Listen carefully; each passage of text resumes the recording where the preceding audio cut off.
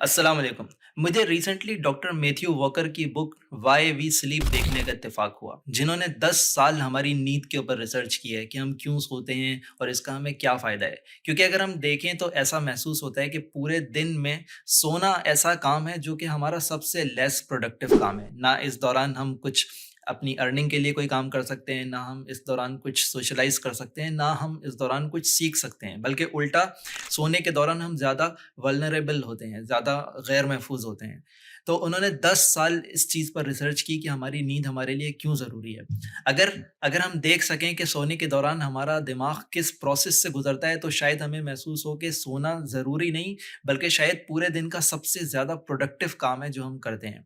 ये बात तो हम सब जानते हैं कि सोने के दौरान हम 3 साइकिल्स से गुज़रते हैं, जिनमें से एक लाइट स्लीप साइकिल है, दूसरी डीप स्लीप साइकिल है और तीसरी रैम स्लीप साइकिल है। ये तीनों साइकिल्स 90-90 मिनट्स की ड्यूरेशन की होती हैं। 90 minutes light sleep cycle, 90 minutes deep sleep और फिर 90 मिनट्स की रैम स्लीप साइकिल्स। सबसे पहले बात करते हैं डीप स्लीप साइकिल की। डीप स्लीप साइकिल के दौरान हमारा दिमाग किस प्रोसेस से गुजरता है? हम अपने दिमाग को एक मेल बॉक्स की तरह समझ सकते हैं, जिसमें पूरे दिन हम नई इन्फॉर्मेशन कलेक्ट करते हैं, नए लोगों से मिलते हैं, नए नाम सीखते हैं, नए तरीके सीखते हैं। तो हमारे दिमाग का एक हिस्सा जिसको हम हिप्पोकैम्पस कहते हैं, ये हमारे मेल बॉक्स की तरह है जिसमें हम पूरे दिन नई मालूमात स्टोर करते रहते हैं, लेकिन ये स्टोरेज टेम्परेरी होता है। फिर जब हम सोते हैं तो हमारी डीप स्लीप साइकिल्स के दौरान हमारा हिप्पोकैम्पस मेल डिलीवरी का प्रोसेस शुरू करता है, या जिसको हम कह सकते हैं एक तरह से फाइल ट्रांसफर का प्रोसेस शुरू होता है। इस डीप स्लीप साइकिल के दौरान तमाम इन्फॉर्मेशन हमारे हिप्पोकैम्पस में, जहाँ ये सब टेम्परेरीली स्टोर था, इससे निकल के हमारे दिमाग के उस हिस्सों में चला जाता है जहाँ पे ये मेमोरीज परमानेंटली स्टोर हो जाती हैं। इस तरह जो कुछ भी हमने पूरे दिन में सीखा होता है, जिन नए लोगों से मिले होते हैं, वो सब हमारे हिप्पोकैम्पस के टेम्परेरी स्टोरेज से निकलकर परमानेंट स्टोरेज एरियाज में चला जाता है। इसीलिए आपने सुना होगा, अक्सर लोग कहते हैं कि पढ़ने के बाद सोना ज़रूरी है, ताकि ये एक तरह से एक सेफ बटन है। जब जब हम कोई नई इन्फॉर्मेशन सीखते हैं, उसके बाद जब हम सो जाते हैं, तो वो इन्फॉर्मेशन हमारे दिमाग में स्टोर हो जाती है, क्योंकि वो इन्फॉर्मेशन हमारे हिप्पोकैम्पस टेम्परेरी स्टोरेज से परमानेंट स्टोरेज में चली जाती है। लेकिन पीटर वॉकर के मुताबिक सिर्फ सोना याद रखने के लिए ज़रूरी नहीं है, बल्कि सोना इसलिए भी ज़रूरी है ताकि हम नई इन्फॉर्मेशन सीख सकें। क्योंकि जो डीप स्लीप के बाद जो दूसरी साइकिल ऑफ स्लीप है, वो एक तरह से क्लियरिंग प्रोसेस है, जिसके दौरान हमारा दिमाग हमारे हिप्पोकैम्पस के जो टेम्परेरी स्टोरेज था उसको क्लियर कर देता है। अगर हम ये स्लीप ना लें, तो हमारा दिमाग नई इन्फॉर्मेशन कलेक्ट करने के काबिल नहीं रहेगा, क्योंकि जो टेम्पररी स्टोरेज एरिया है वो ओवरलोड हो जाएगा और इस तरह हम नई इन्फॉर्मेशन स्टोर नहीं कर सकते। डॉक्टर मैट वॉकर ने एक एक्सपेरिमेंट किया जिसमें उन्होंने 2 ग्रुप्स लिए। एक ग्रुप ने पूरी रात 8 घंटे की नींद ली, जबकि दूसरे ग्रुप को पूरी रात लेबोरेटरी में फुल सुपरविजन के अंदर जगाया गया। और फिर दूसरे दिन इन दोनों ग्रुप्स को कुछ नई इन्फॉर्मेशन, कुछ फैक्ट्स दिए गए और फिर इन दोनों ग्रुप्स का टेस्ट लिया गया।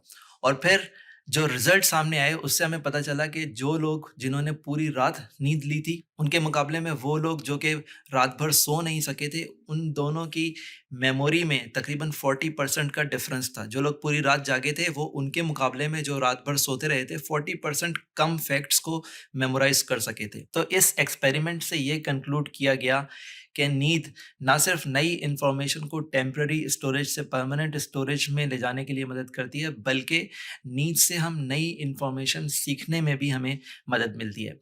इसके बाद बात करते हैं जो तीसरी स्लीप साइकिल है, जिसको हम रैम साइकिल कहते हैं, जिसको रैपिड आई मूवमेंट साइकिल कहते हैं। अक्सर आपने देखा होगा कि सोने के दौरान हमारी आंखें तो बंद होती हैं, लेकिन हमारी आई बॉल्स मुसलसल मूव करती रहती हैं। इसको रैपिड आई मूवमेंट साइकिल कहते हैं और इसी साइकिल में इंसान ख्वाब वगैरह भी देखता है। अगर डीप स्लीप साइकिल वो है जिसमें हमारा दिमाग इंफॉर्मेशन ट्रांसफर करता है टेम्पररी स्टोरेज एरिया से परमानेंट स्टोरेज एरियाज में, तो रैम स्लीप साइकिल वो है जहाँ पे हमारा दिमाग इस नई इंफॉर्मेशन और पुरानी इंफॉर्मेशन के दरमियान लिंक्स जनरेट करता है।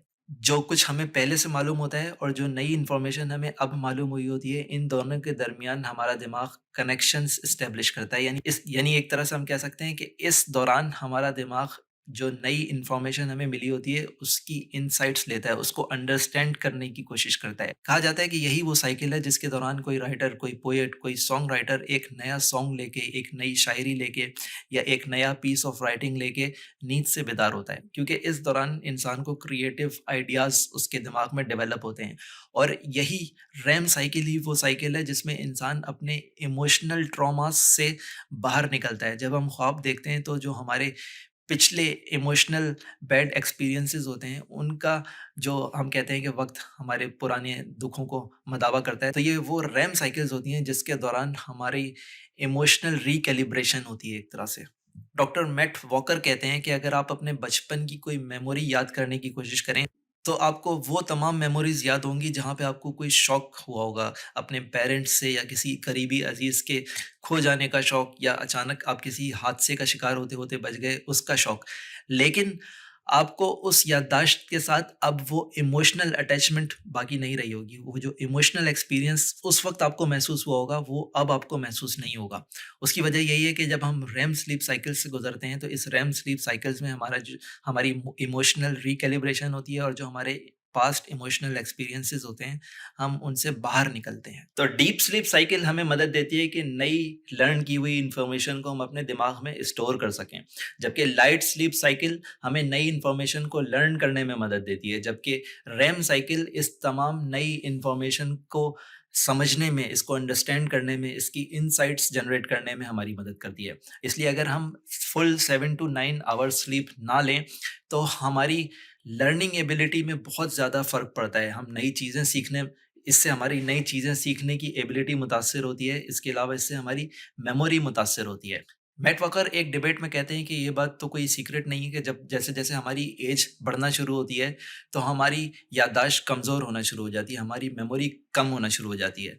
और ये भी हमें पता है कि जैसे-जैसे हमारी एज बढ़ना शुरू होती है, हमारी नींद का जो ग्राफ है, वो नीचे जाना शुरू कर देता है। ख़ास तौर पे जो डीप स्लीप साइकिल थी, इसमें बहुत ज़्यादा फ़र्क पड़ता है और जो बूढ़े लोग हैं, उनको डीप स्लीप साइकिल ठीक तरह से नहीं मिल पाती।